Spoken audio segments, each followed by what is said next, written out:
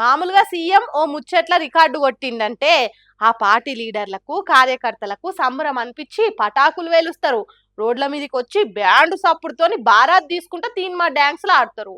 రోడ్లు కాన రాకుండా ఫ్లెక్సీలు కటౌట్లు పెట్టించి ఇది ఇది మా పెద్ద సార్ గొప్పతనం అని పక్క పాటోళ్ళకి గాలేతట్టు ఖాళీ లేకుండా సందడి చేస్తారు. అట్లనే లేటెస్ట్ గా సీఎం రేవంత్ రెడ్డి సారు దేశంలోనే ఓ కొత్త రికార్డు కట్టిండు. కానీ ఆ ముచ్చట తెలిసినాక కాంగ్రెస్ కార్యకర్తలు నెత్తులు పట్టుకునే కాడికొచ్చింది కథ. ఆగో, రికార్డు కొడితే ఖుషిగాక బాధెందుకట అనంటే కాంగ్రెస్ సర్కార్ జయంగా కాలం కలిసి వస్తలేదు, అన్నిట్లో వెనకబడే పోతున్నాము అని పికర్ పడేటోళ్ళ కోసము దేశంలోనే ఓ లిస్టులో ఫస్ట్ ప్లేస్ కొట్టేసి తెలంగాణ సీఎం రేవంత్ రెడ్డి సార్ పేరెళ్ళిండు కొత్తగా. ఇంతమంది ముఖ్యమంత్రులు వెనకకు నూకేసి ముంగటపడి ఫస్ట్ ప్లేస్ కొట్టేసుడు అంటే చిన్న ముచ్చట నా చెప్పురు. మరి ఇంత కెండ్లొచ్చింది సార్ పేరు అని అంటే టాప్ 10 ఆస్తులున్న సీఎం లెవెల్, టాప్ 10 క్రిమినల్ కేసులు మీదేసుకున్న సీఎం లెవెల్ అని అసోసియేషన్ ఫర్ డెమోక్రటిక్ రిఫార్మ్స్ వాళ్ళు పక్కా లెక్కలను రిలీజ్ చేశారు. అందులో టాప్ 10 రిచెస్ట్ మోస్ట్ క్రిమినల్ కేసుల లిస్టులా రేవంత్ రెడ్డి చంద్రబాబు నాయుడు చెరో దాంట్లో టాప్ ప్లేస్ కొట్టేసి తగ్గేదేలే అనిపించిరట. ఇక ముందుగా 89 క్రిమినల్ కేసులతో CM Revanth Reddy first place కొట్టేసిందట.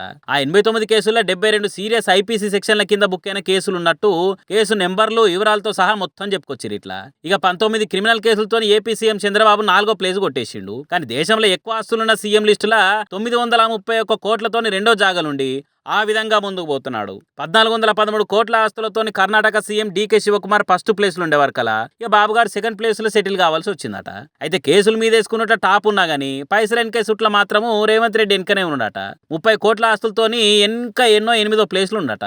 ఇక ఈ లిస్టు ముచ్చట బయటకు వచ్చేవరకలా తెలంగాణ కోసం తెగిచ్చి కొట్లాడి ఉద్యమాలు చేసి అప్పటి ఉమ్మడి రాష్ట్ర సర్కార్ జయంగా కేసులు మీదేసుకున్న లీడర్లు కొందరైతే ఇట్లా క్రిమినల్ కేసులు మీదేసుకున్న రేవంత్ సారాసుంటి లీడర్లు ఇంకొందరు మరి అని అనుకుంటా సోషల్ మీడియాలో కామెంట్లు వేస్తారు చాలా మంది. కానీ పాపం ఫస్ట్ ప్లేస్ కొట్టేసిండు మా సీఎం అని గొప్పగా చెప్పుకొని జబ్బలు తరుచుకోవాలనో, లేకుంటే దేశంలోనే ఎక్కువ క్రిమినల్ కేసులున్న సీఎం గా రికార్డు కొట్టిండుగా అని బాధపడాలనో అస్సలు అర్థమైతలేదు కావచ్చు పోరి కట్టర్ కాంగ్రెస్ కార్యకర్తలకు. మనం ఏదన్నా సాధించాలంటే అన్నిటికంటే మెయిన్ ఏంటిది? Self confidence. ఏదన్నా పని చేసేటప్పుడు నీతోని కాదు, నువ్వు చేయలేవు అని మస్తు మంది వెనక గుంజాలని చూస్తూనే ఉంటారు. హాగో అట్లనే చల్ మీరేంది నాకెప్పేది, చేసి చూపిస్తా అన్నట్టు అందరు ముక్కు మీద వేలేసుకునే తట్టు చేసింది గీ బుజ్జి.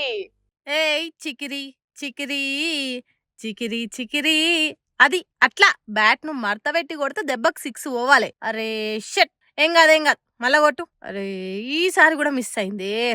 బా ఇప్పటికే 4 బాళ్ళు మిస్ అయినాయిగా, చల్ నేను ఆడను పో అని బ్యాట్ ఆడ పడేసి ఏడ్చుకుంటే అమ్మ సంఖ్య ఎక్కుతుందని అనుకుంటే ఏమన్నిచ్చింది ఆ కంబ్యాక్ బుడ్డది. అది అట్లా తలిగి కానీ నువ్వు అస్సలు దగ్గకరా పొట్టోడా. పోయిన 4 బాళ్ళు డిస్టి లెక్క దింపేసిన అన్నట్టే కడమ బాళ్లను ఆ బ్యాట్ తోని పట్ట కొడతానే ఉంది.